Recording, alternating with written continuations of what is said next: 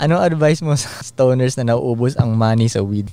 Oh, shit. Marami tayong tropang ganyan. Kayo ang makasagot niyan. Tigil niyan. Kasi Mali, kung nauubos ang pera mo dyan, mali yan. Dapat nauubos yung pera mo sa something na bibigyan ka ulit ng pera or something na ikaka-improve mo. Kung nauubos lang siya dahil sa consumption, parang mali yun. Kung hindi nauubos yung pera mo tapos nakaka-smoke ka, tuloy mo, sige. Pero kung nauubos yan, kalokohan ginagawa mo, man. Tulad nung sabi mo nga, kung gusto mo mag-smoke na mag-smoke, i-adjust mo yung hustle mo. Oo, adjust mo yung life. Lupitan mo yung hustle mo kung gusto mo ma-afford na dapat deserve mo. Ayun, kumbaga, pwede diba? rin. Dapat deserve Si Wiz Khalifa, okay naman buhay niya. Si Snoop Dogg, okay naman siya. Diba? Talaga. Pero they smoke what they can afford. Dapat afford mo muna yung lifestyle. Hindi pwedeng, tawag doon, delayed gratification dapat. Hindi instant gratification. Hindi lang sa weed yan actually. Sa lahat ng bisyo, sa toys, kotse, sapatos. Kaya mong tiisin muna na wag muna, no? Delayed gratification. No? Pag instant gratification, laging ang bagal ng progress mo kasi bawat step mo, i-reward mo yung sarili mo. Bawat step mo,